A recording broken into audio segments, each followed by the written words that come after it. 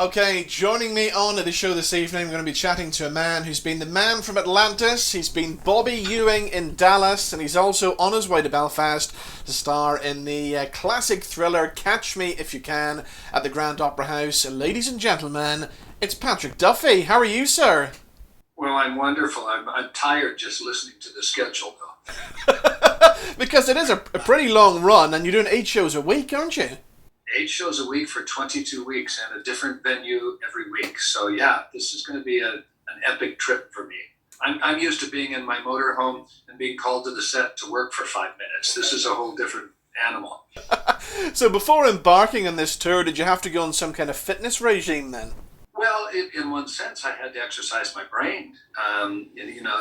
This is a 78-page script, and I'm only off stage for 2 pages. So, that was the first thing. Thank God I had Linda to guide me and help me and point me in the right direction.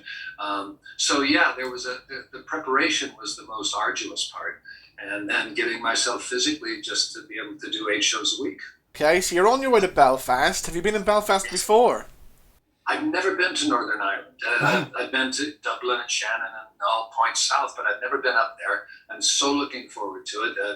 Linda and I go online and look at all the different venues, the incredible opera houses and places that we're going to perform. And I'm gobsmacked. I'm like a kid looking at what I get to do for a living. It's amazing. So tell us about the show then, Catch Me If You Can. It's a good old classic thriller. It's going to have us on the edge of our seat, isn't it?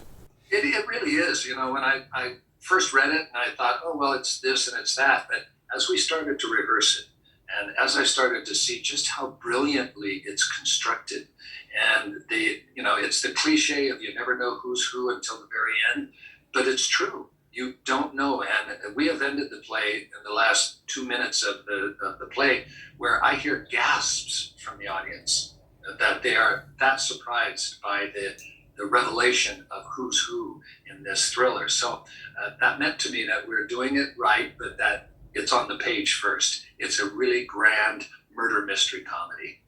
Brilliant. Okay, really looking forward to seeing it. You mentioned Linda there as well, the actress Linda Purl, who we all know from Happy Days. She's your partner in real life, isn't she? She is indeed. It's the happiest part of my life that I can imagine.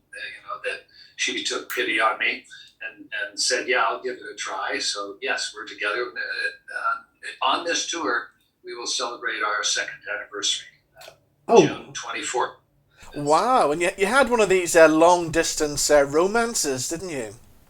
Well, yeah, I think, you know what? I think that's why we're together. We spent 2 hours to 3 hours every night for 2 months, Zooming like you and I are doing right now.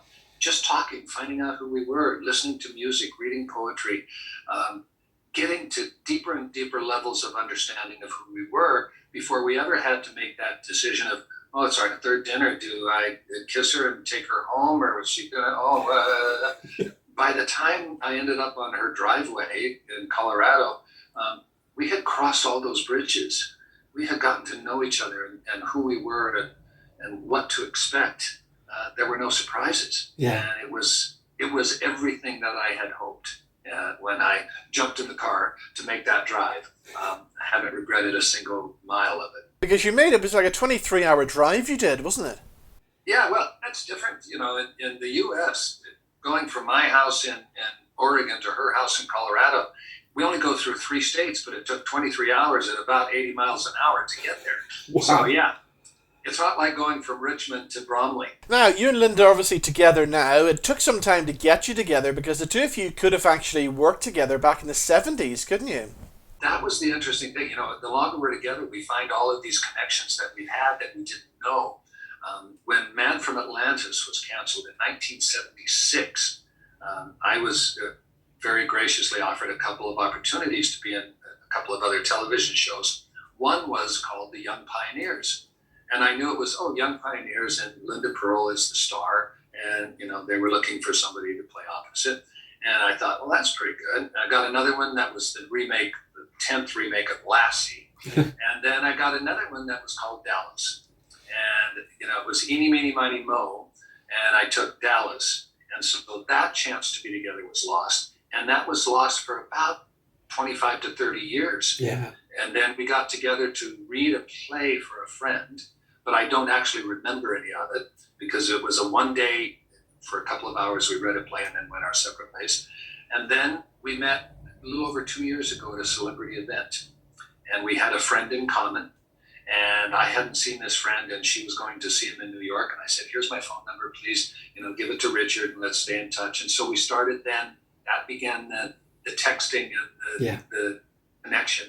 Richard dropped out. Linda and I kept doing it. And then it became a 2 to 3 hour Zoom every night for a couple of months. Wow. And it was inevitable. I had to jump in my car, take that 23-hour drive. We got to talk about Dallas because for anybody who was around in the 1980s, I mean, two of the greatest TV highlights of all time. Number one had to be Who Shot JR, and number two was Bobby coming back in Pam's shower. Now, when you read that scene for the first time, did you think, what the hell is going on here? Well, that scene was written for only 3 people to see in the entire Dallas family production house and everything, because we're in a place where secrets can't be kept anymore.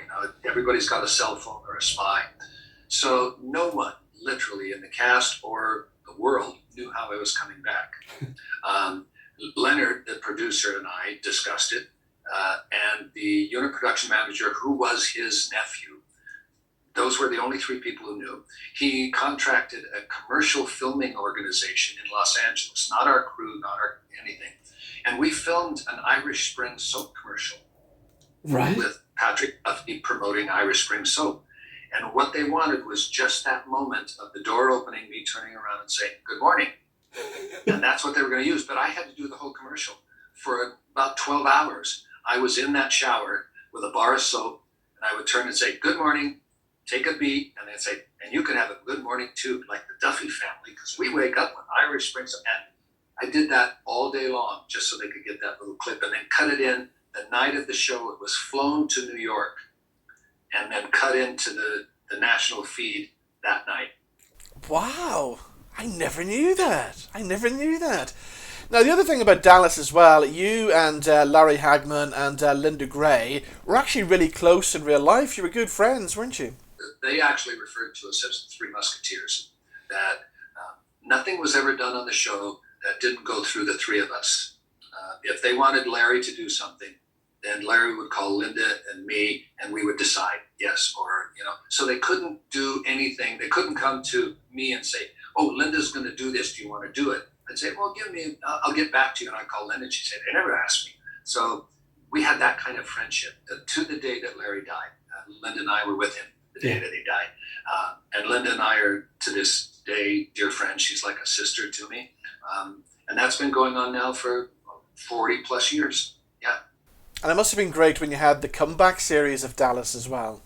Oh my God, yeah. And that was another thing. The producers of that, a brilliant writer-producer named Cynthia Sidra, and she said, well, we can do the series. When the network approached her, they said, we can do the series, but you have to have Linda, Patrick, and Larry, otherwise it can't be done. Yeah. And so they came to us, and the 3 of us got together. They didn't come to one of us. They came to all 3 of us. And we made the decision, yeah, let's do it. And so we did. When you were shooting the Dallas in the early days, did you realize this was going to become a worldwide phenomenon? Absolutely not. And you never know. And there are pilots that have been made that were much better on every level, better cinematography, better acting, better everything, that never made it past the pilot. Yeah. So you don't know. It's that fairy dust that gets sprinkled over casting and writing, and then what does the viewing audience need at that moment? And it might be different than when you started writing it. It just happened to be that we hit that moment, that sweet spot in history. And we weren't the global hit until the Who Shot JR. Yeah. That's what just put us way over the top. And I remember that because here in the UK, the night that episode was shown on TV, that was our top news story on our main news programmes. Forget anything else that was happening in the world. Who Shot JR was the top story. Absolutely. There were people that have told me they were on airplanes that were in the air when it aired, and the pilot would come on and say, Kristen did it. And the whole plane would just explode in applause. So Yeah, it was crazy time, but thank goodness I have such gratitude for having been participating at that moment in time. And do you miss the Dallas days? Um, I miss the camaraderie. I miss going to work on a daily basis with my best friends, Yeah. except now Linda and I are 22 weeks. I'm going to work every day with the person I love. So there's always something that takes the place of something you don't have. And in most cases, it ends up being better, in which this is. Well, Patrick, it's been great talking to you. Thank you so much for doing this, and we really do look forward to seeing you in Belfast. And catch me if you can at the Grand Opera House. It's running all week, and I think you're going to have a great time in Belfast. I think we are too. I'm looking forward to it. Thank you for having me.